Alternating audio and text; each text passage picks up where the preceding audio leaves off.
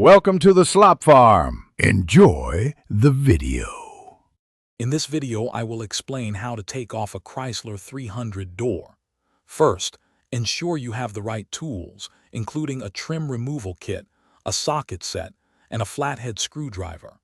Safety is paramount, so begin by disconnecting the negative terminal of your car's battery. This prevents any electrical issues while you work. Having everything ready makes the process much smoother and safer for you. Next, we'll tackle the interior door panel. Start by using your trim removal tool to gently pry off any decorative trim pieces. Once these are removed, locate and unscrew all visible fasteners, which are often hidden behind caps or trim. Carefully disconnect all electrical connectors and the door handle cable. Take your time to avoid damaging any clips or wiring during this step. With the interior panel off, it's time to disconnect the remaining connections. Locate and unplug the main wiring harness that runs from the door into the car's body.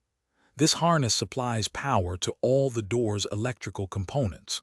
Also, detach the door check strap, which limits how far the door opens. Make sure all wires and cables are completely free before proceeding to the next step. Finally, we're ready to remove the door itself. It's highly recommended to have a second person assist you for safety and ease. Support the door firmly to prevent it from dropping. Then, use your socket wrench to unbolt the hinges from the car's frame. Once both hinges are free, carefully lift the door straight off the vehicle.